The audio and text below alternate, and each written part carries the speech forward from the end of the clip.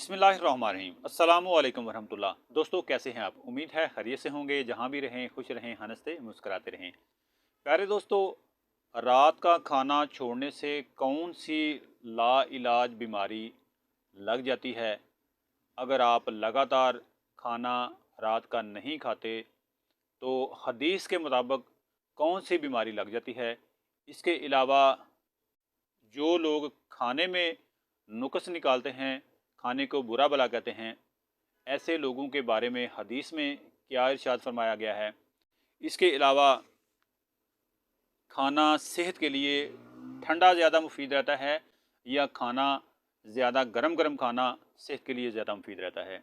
ये तीनों चीज़ें हम आज थोड़े से टाइम में हदीस के मुताबिक इसके बारे में ज़िक्र करेंगे।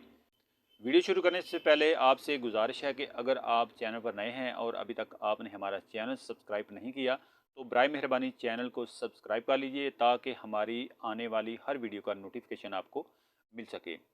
इसके अलावा वीडियो पसंद आने की सूरत में वीडियो को लाइक कीजिएगा ताकि हमारी हौसला अफजाई हो सके, और वीडियो को शेयर भी कीजिएगा ताकि दूसरे लोग इस वीडियो से फ़ायदा उठा सकें। तो सबसे पहले बात करते हैं रात का खाना ना खाने वालों के बारे में। हदीस में क्या इरशाद फरमाया गया है? ये किताब का हवाला मैं आपको बता रहा हूँ जनाब। किताब का हवाला है किताब तिब अबू नईम रहमतुल्लाह अलैह, ये किताब का नाम है। और इसमें इस हदीस को ज़िक्र किया गया है।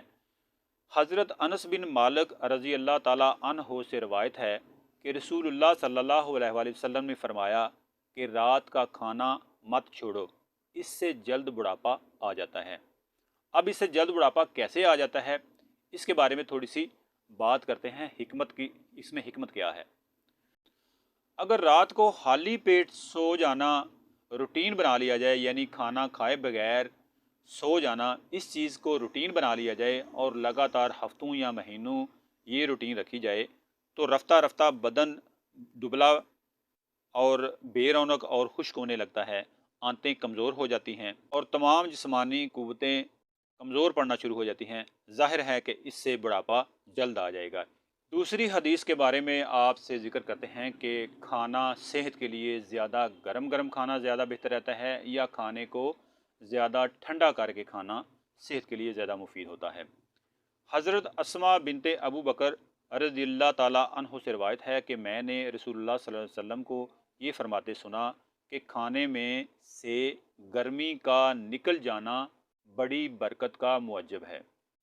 यानी खाने में से जो हरारत है, जो भाप होती है, इंतहाई जो गर्म खाना होता है, उसका उस गर्मी का, उस भाप का निकल जाना वो बाइस बरकत होता है। इतना गर्म खाना कि जिसको हाथ भी बर्दाश्त ना कर सके, अगर मुंह में डाल लिया जाए तो जो नतीजा होगा वो जाहिर है। ज़बान, होंठ, हलक वगैरह जिस्म के बहुत नाजुक हिस्से हैं। सख्त गर्म खाना खाने से इन पर आबले यानी छाले पड़ जाएंगे। गले और खुराक की नाली मतवरम हो जाएगी यानी सूज जाएगी।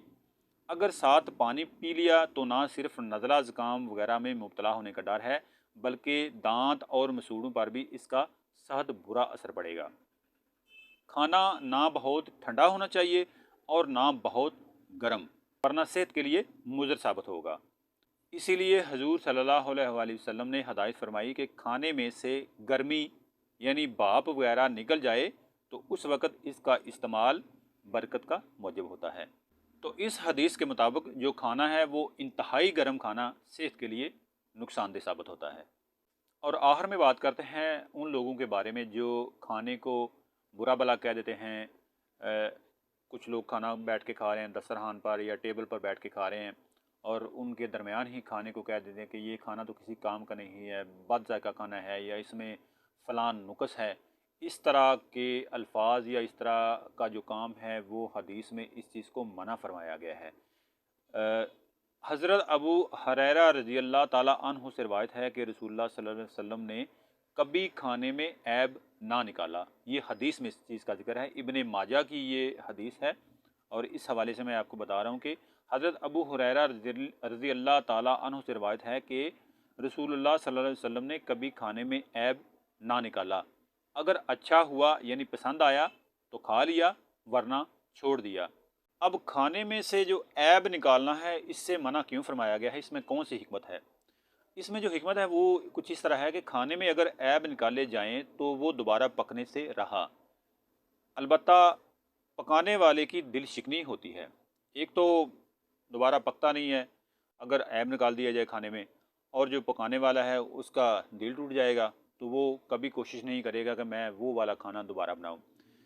پھر یہ بھی کہ اگر ایک شخص کو پسند نہیں آیا تو ہو سکتا ہے کہ وہ دوسروں کو بہت پسند آیا ہو، یعنی 4 بندے یا 6 یا 10 بندے بیٹھے ہیں، آپ اس کے درمیان ہی کہہ دیتے ہیں کہ یہ کھانا تو کسی کام کا نہیں ہے، یہ اس میں فلاں نقص ہے، اس میں فلاں چیز خراب ہے۔ تو اگر آپ اس طرح کی بات لوگوں کے درمیان میں کر دیتے ہیں تو پھر ہو سکتا ہے جو لوگ کھا رہے ہوں وہ بھی اپنا ہاتھ کھینچ لیں، وہ بھی کھانا چھوڑ دیں۔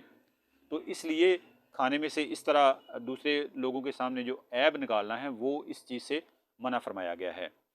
اس لیے کھانے کے معاملے میں خاموش رہنا ہی بہتر ہے، یعنی کہ اگر آپ کھانا کھا رہے ہیں، آپ کو پسند نہیں آیا تو آپ خاموشی سے کھانا چھوڑ دیں، دوسروں کے سامنے اس کے اندر عیب نہ نکالیں، اور اگر آپ کو کھانا پسند آیا تو اس کی میرا حل تعریف کرنا زیادہ بہتر ہوتا ہے۔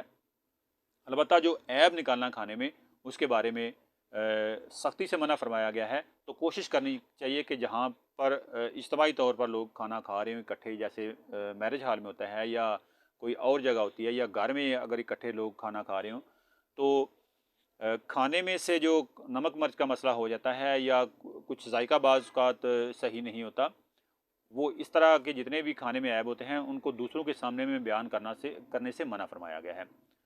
تو اللہ تعالیٰ مجھے اور آپ ہم سب کو اس پر عمل کرنے کی توفیق عطا فرمائے۔ ملتے ہیں نئی ویڈیو میں نئے ٹاپک کے ساتھ، دیجیے اجازت، اللہ حافظ۔